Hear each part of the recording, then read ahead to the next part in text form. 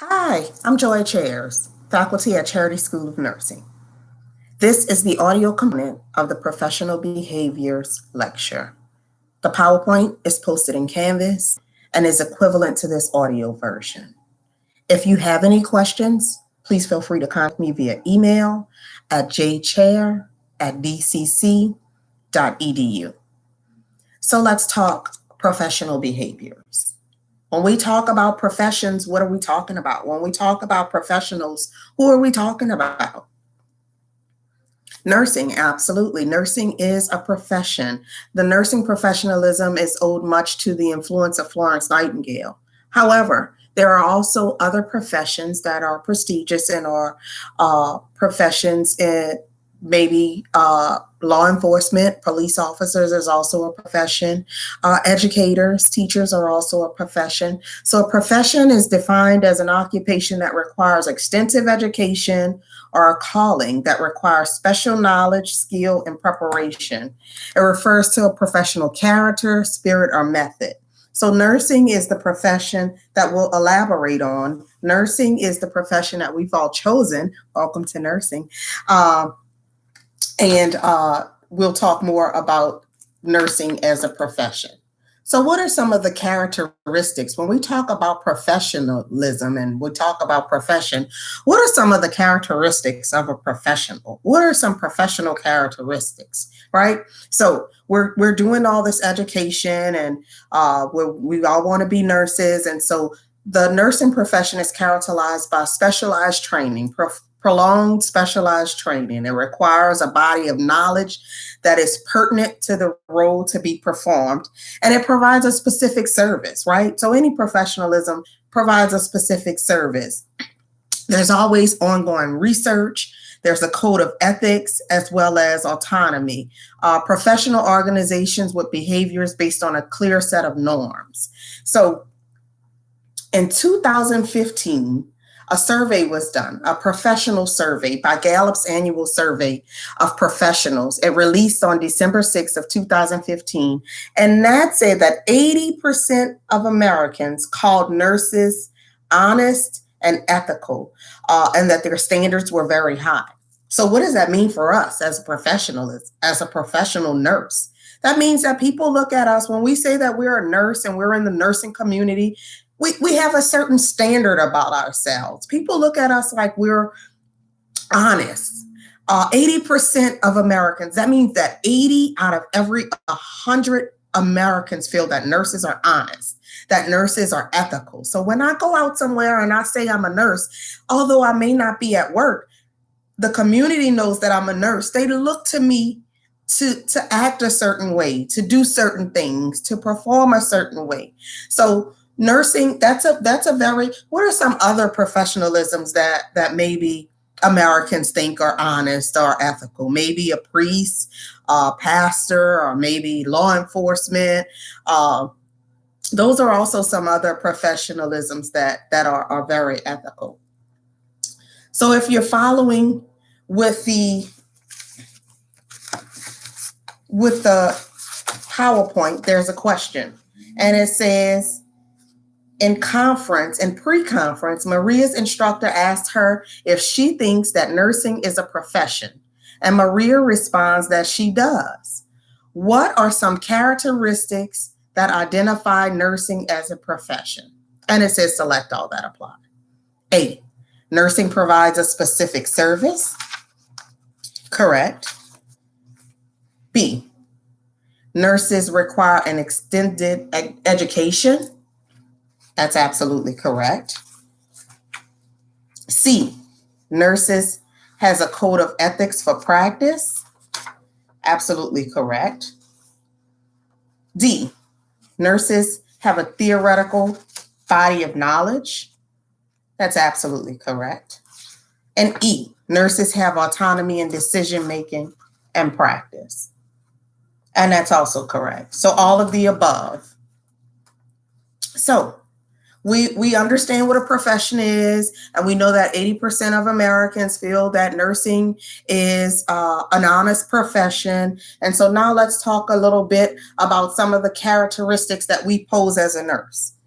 So We pose professional behavior, teaching and learning, competence, collaboration, advocacy. We advocate for our patients a lot, caring interventions, and ethics. These are all some of the professional behaviors of a nurse. So automatically, if somebody says I'm a nurse, they feel like I'm professional, and these are some of the behaviors that I contribute. So let's talk about some of the unprofessional behaviors of a nurse. Maybe belittling or using patronizing language, delivering negative, nonverbal messages, engaging in constant criticism, undermining someone's activities, having emotional outbursts, being reluctant to answer questions, and pitting staff members against each other. These are all unprofessional behaviors of a nurse. So we know what a profession is. We know that Americans feel that nurses is an honest profession. We know how to act professional, and then we know what some unprofessional behaviors are. So let's talk about some of our professional roles as a nurse. All roles of the professional nurse center around being autonomous and accountable. So as nurses, we have autonomy, and we're also accountable.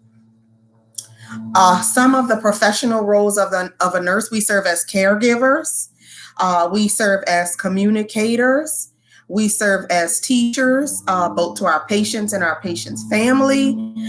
We serve as advocates. We advocate for our patients. A lot of times we serve as counselors, as change agents, as leaders, as managers and case managers. And our role expands and expands and expands. So one of the things that I always tell my clinical groups is that when we are the nurse that is caring for the patient, it's our patient holistically. That means that we may end up serving as dietary.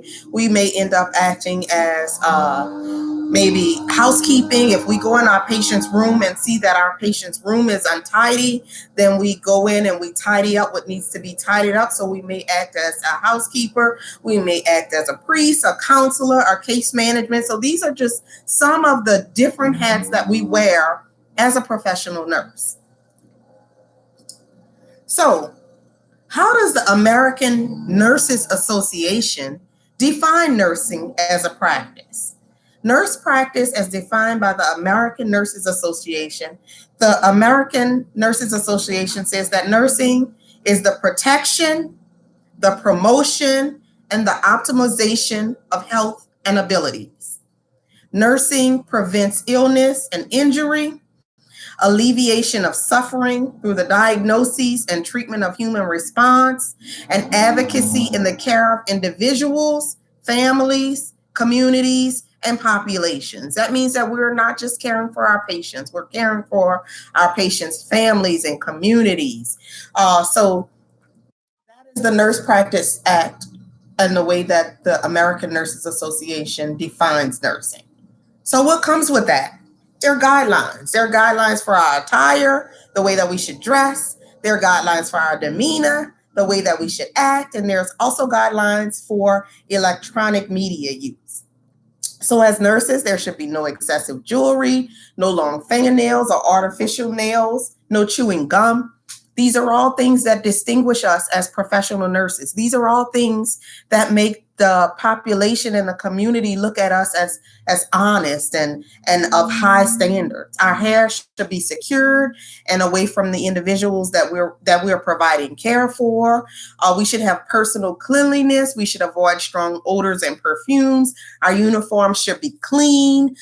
We should have no visible body modifications or unusual ear piercings, no visible tattoos on part of the bodies that are not covered in scrubs. These are all things that the community looks for us to have, that our patients are looking for us to have. We're nurses, and these are all things that set us apart. This is why America feels that we are frontline, that we are prestigious and honest. We should avoid loud talking. We should always maintain a positive attitude and instill hope in our patients as well as their families. We should avoid taking personal calls at work. What does that mean? We all have families. We all have people. We all have emergencies, but we should avoid taking those personal phone calls at work, or use those dedicated areas that are set aside for us to take our calls. Don't take a call in a patient's room. Don't take a call in the hallway where maybe you're putting yourself at risk of a patient or family member overhearing different things in your conversations. Do not discuss personal problems with patients. Avoid gossiping and bullying and your coworkers. Do not complain to patients or family members, and do not use illegal substances. Also, as nurses, we do not use personal cell phones to document our patient information, and we do not share patient information at all over social media at no time. So these are just the guidelines as a nurse, and these are important guidelines. And I know a lot of times you always say, a lot of people talk about taking personal calls and different things like that in front of a patient, but it puts you in a compromising situation. So these are just things to maintain our professionalism that we avoid at all costs. So we talked a lot about different things about a nurse at different standards and characteristics. So what is it? We said a lot of things that were professional and that are unprofessional. So what is it that a nurse does? What do we actually do as a nurse? Well, we take care of our patients, right? We respond to the needs of our patients. We respond and adapt to challenges. We make clinical judgments and decisions about our patients' healthcare needs based on the knowledge, experience, and standards of care, and we actively participate in policy. What does that mean? That means that when there's a staff meeting, we actively participate in policy. We attend those staff meetings. What if our hospital is changing out the Foley catheters in the whole system? And so you know how to use the old Foley, but if you miss the staff meeting, you won't learn how to use the new Foley, and so you're not participating and when you get ready to take care of your patient, you don't know what to do because you've missed out on the staff meeting. So those meetings are important. The American Nurses Association is actively involved in shaping public and national and policy at the national level. So what do you think is one of the biggest and strongest traits of being a nurse? A lot of people say honesty. A lot of people say what? One of the other strong traits of being a nurse is being honest, being maybe trusting, being dependable. But one of the biggest perks and things about being a nurse is that we take responsibility to do what is right. What does that mean? That means integrity. According to Pearson, integrity is adherence to a strict moral or ethical code. So, as a nurse, we are high standards and we have integrity. Integrity means that we take responsibility to do what's right. And according to Pearson, integrity is adherence to a strict moral or ethical code. What does that mean? That means that nurses are, we've already established that nursing is a very prestigious professionalism, right? That means that there are many guidelines that we're guided by the American Nurses Association, and we are called upon to make sure that we are carrying out the characteristics of a nurse, that we have all these professional behaviors. We know what's professional now. We know what's unprofessional. And so we have high integrity, and 80 out of every 100 Americans trust us. They feel like a nurse is of high standards, and we have integrity. So how do we become nurses? Let's talk a little bit about our nursing education. So, nursing education, professional registered nursing education. There are different levels of nursing education. The first nursing education at the registered nursing level is the diploma program nurses, which I don't think are around anymore, but way back, Years ago, there were Touro was a diploma nursing program, and so you worked at Touro, and they moved you up, and you got in school at Touro, and you became a Touro diploma nurse, and you were a registered nurse. Now, the entry level at a registered nursing level is a 2-year associate's degree. After the 2-year associate's degree, there is the 4-year BSN or bachelor's degree. The Medical Institute of Medicine is recommending that 80% of nurses be prepared with a BSN by 2020. What does that mean? We're here. We're in 2020. And the Institute of Medicine is recommending that 80% of the nurses be prepared with a BSN. And so what does that mean for you? That means that you're in an awesome position, that you're in a great position because you're on your way. You're completing your associate's degree, and then you will continue on to probably get your bachelor's degree. So what's the difference? A lot of people say, what's the difference between a registered nurse at an associate's level, and what's the difference between a registered nurse at a bachelor's level? Well, management mostly, theory mostly. A lot of the associate degree nurses have more clinical experience, have more hands-on experience, whereas that extra time that you would spend in a bachelor's degree program is usually a lot of theory.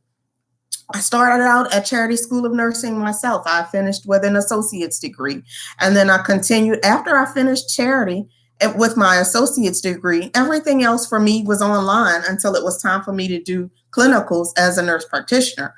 But the associate's degree, it was the start, and then online was the bachelor's degree and the master's degree and everything thereafter. So the Institute of Medicine is recommending that 80% of nurses be prepared with a bachelor's degree by 2020. So most of the RNs that you see on the floor are either associate level or bachelor's level.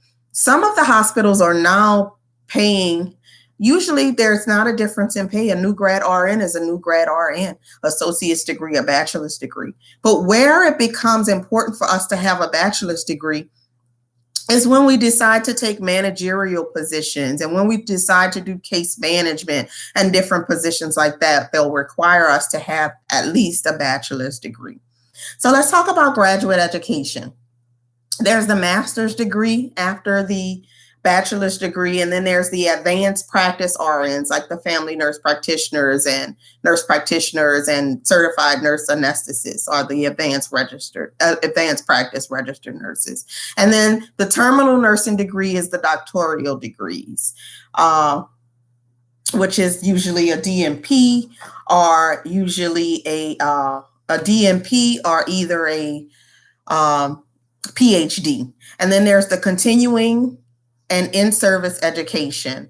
And nurses are responsible for obtaining and maintaining specific knowledge and skills. So what does that mean? That means that we are responsible for obtaining and maintaining our knowledge and skills as a nurse. We're responsible for attending those staff meetings. We're responsible to make sure that all of our CPR cards are current. We're responsible to make sure that all of our BLS and ACLS and everything that we need to perform our job is our responsibility. We're responsible for keeping all those things up.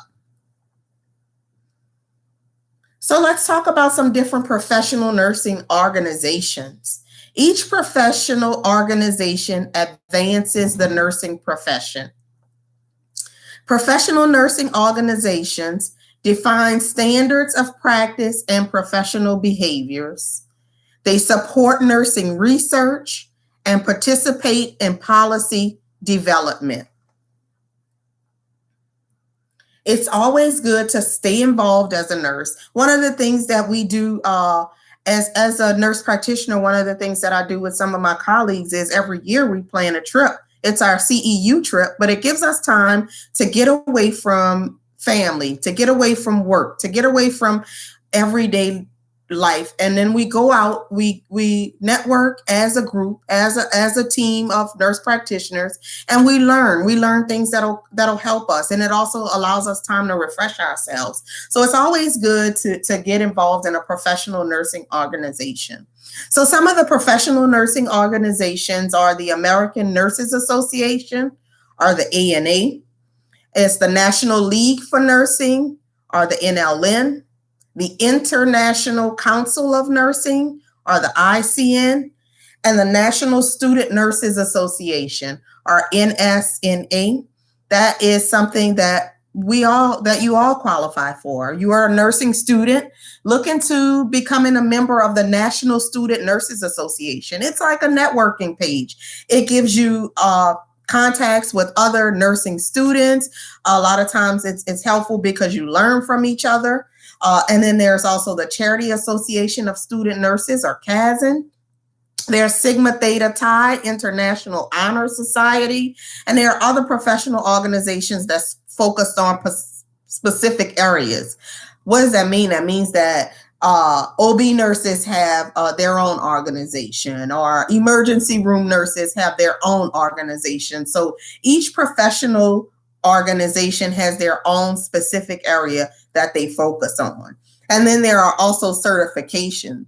Certifications by specialty, requirements set by each professional organization. That means that if I am interested in becoming an ICU nurse, and if I go in and I want to get my CCRM because I want to become a critical care specialist, that means that after I become a registered nurse, I can get my certification in ICU, or I can get my certification in emergency room. I can get my certification in case management. These are just things that put us above the rest. These are things that if we both apply for the same job and I had a certification or a specific interest in this certain area, then I would probably get the job before the other person because I have my certification, or I've identified that as my specialty, and that's what I want to do.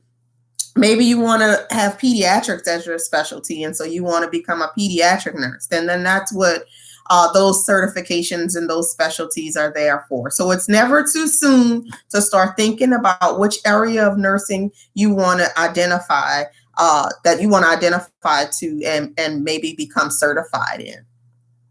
So scopes and standards of practice. The scopes of nursing varies from state to state. That means that in Louisiana, as a registered nurse, I can do A, B, and C. Whereas in Mississippi, as a registered nurse, I can only do A. And then maybe in Texas, as a registered nurse, I can do A, B, C, D, and E.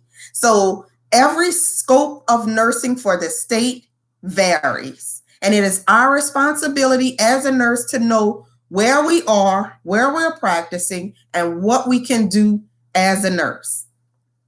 Standards of practice. There are standards of practice all over the United States, and there are standards of nursing practice, standards of professional performance. So our scope of nursing. The Nurse Practice Act varies from state to state, and it defines what you can do and what you cannot do as a nurse. And it also defines what advanced practice nurses can and cannot do.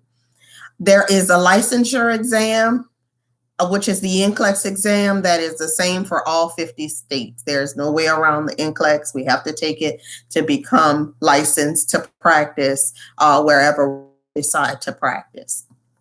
So let's talk about quality and safety education for nurses. Quality and safety education for nurses. There are 6 competencies of Kaizen: patient-centered, teamwork and collaboration, evidence-based practice, quality improvement, safety, and informatics. Quality and safety education for nurses address the challenge to prepare nurses with competencies to continuously improve the quality of care in their work environments.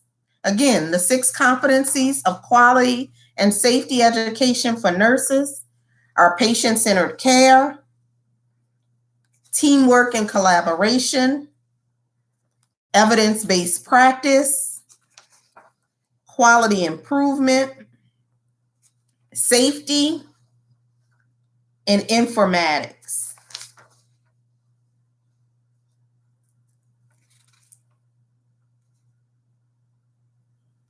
Quality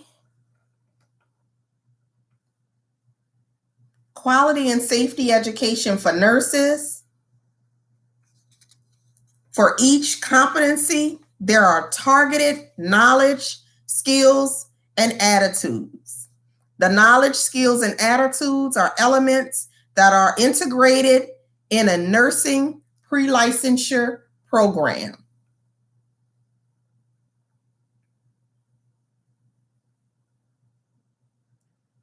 Standards of practice. Standards of nursing practice provide the guidelines for implementing and evaluating nursing care. There are 6 standards of practice for nursing. They are assessment, diagnoses, planning, implementation, evaluation, and outcome identification. There are 6 standards of practice for nursing: assessment, diagnoses, outcome identification, planning, implementation, and evaluation. These 6 standards of practice govern how you care for your patients. This is the nursing process: assessment, diagnoses, outcome identification, planning, implementation, and evaluation. The standards of professional performance provide the guidelines for your behavior. There are 10 standards for professional performance. These standards of professional performance govern our behavior as a nurse. It holds us accountable. The 10 standards of practice are ethics, education, evidence-based practice and research, quality of practice, communication, leadership, collaboration, professional practice evaluation, resources, environmental needs. There are 10 standards of practice that govern our behavior as a nurse. So, we've talked about nursing as a professional. We know that nursing is high standards, that we have a lot of integrity, that 80 out of every 100 Americans feel that nursing is high standard, that nursing is ethical. We've talked about all of the education that we go through as a nurse. We talk about what we should do as a professional nurse and what's unprofessional. So why? You want to be a nurse and all of these things come into play, but why? The Institute of Medicine says that the number of people who die each year from medical errors is equivalent to 3 jumbo jet crashes every 2 days. That's why. Because we are caring for patients, because we are caring for people's loved ones, for people's family members, for people's mothers and fathers and children and siblings. The Institute of Medicine said that the number of people who die each year from medical errors is a never event. A medical error means that this person died because the nurse didn't do something that they were supposed to do, a medical error. And that number is equivalent to 3 jumbo jets crashes every 2 days. So the Institute of Medicine made a report, right? And it was the impact of error or never events. Never events mean that they should have never happened, that these are mistakes that happen that cost someone their life. So 44,000 to 98,000 annual deaths occur as a result of errors. That's huge. 44,000 to 98,000 annual deaths occur as a result of medical errors. Medical errors are the leading cause, followed by surgical mistakes and complications. The Institute of Medicine report informs us that more Americans die from medical errors than from breast cancer or AIDS or car accidents, and that 7% of hospital patients experience a serious medical error. The cost associated with medical errors is $8 to $29 billion annually. That's huge. The cost associated with medical errors is $8 to $29 billion annually. So that's why all the education for nurses. That's why all the guidelines by the American Nurses Association, because we are caring for patients, because we have someone's life in our hands, because we want to prevent the impact of error, because we do not want to make medical errors or never events. So what happened? Because when you talk $8 to $29 billion annually, something's got to be done. That's a lot of money. That's a lot of error. That's a lot of lives. That's a lot of lost loved ones. So in 2005, Congress passed a bill. Law passed in 2005 for never events. This allows the Centers for Medicare and Medicaid Services, or CMS, right? This is who reimburses us, CMS, Medicare and Medicaid Services. In 2005, Congress said, wait a minute. We know that you all think that nurses are so prestigious and that nurses are so honest and they have so much integrity, but they're making a lot of mistakes. It's causing a lot of people a lot of money. It's causing people their lives. So they passed a bill that says that CMS will withhold or refuse reimbursement to hospitals for certain medical events and report such events to the public. That means that if you have medical errors, we are not going to pay you, and we are going to report that to the public. Can you imagine working a 12-hour shift at the end, and 12-hour shift, which turns into 13 hours? And then at the end of your shift, your manager tells you you're not going to get paid because you didn't do something? You've wasted an entire day. CMS passed a law in 2005 that said if you make an error, that if you cause a medical event, you will not get paid.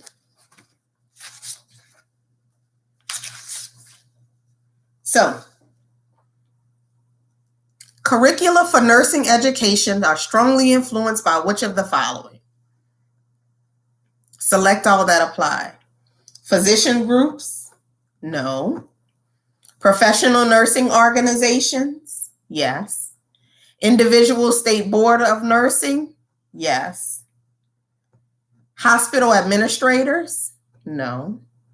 The National Council of State Board of Nursing? 5. Yes. Let's do another question. The nurse on the third shift missed the last chance for the unit competency, stating, oh, well, it's not like I don't know what I'm doing.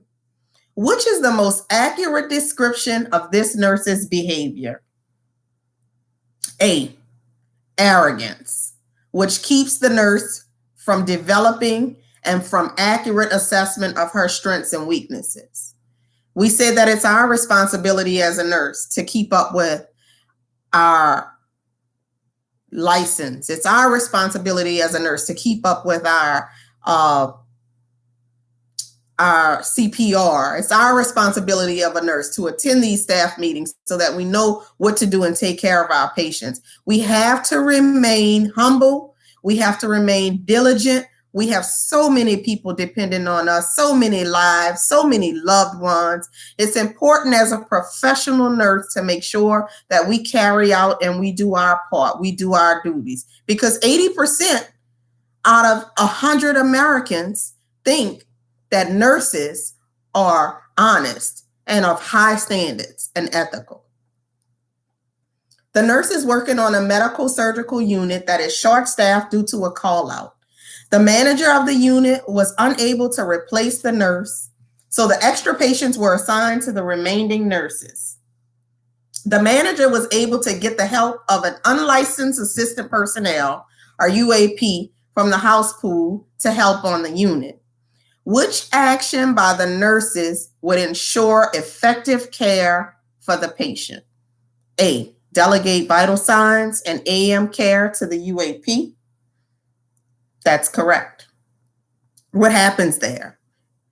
I showed up at work at 7 o'clock. I'm going to have a good day. I got report on my 4 patients and I'm getting ready to start moving along. Well, the nurse on side of me didn't show up. The manager had to redo the assignment. She couldn't get another nurse, so she got an aide maybe or someone unlicensed to come in and help us out, right? So now I end up with 6 patients. I have to delegate my vital signs and my AM care to unlicensed personnel. I have to be careful what I delegate. I have to know what I'm able to delegate. As the nurse, as the registered nurse, I am still responsible for my patient. Maria gives Mr. Owens his prescribed medication and changes his dressing and helps him with his bath. Which standard of care is Maria performing? If you said D, implementation, you are correct. In which situation is the philosophy of CSN being demonstrated? If you said D, you are correct. A student includes the wife when teaching a newly diagnosed diabetic about his diet. If you have any questions about the professional behaviors lecture, please feel free to email me at jchair@dcc.edu. Thank you and stay safe.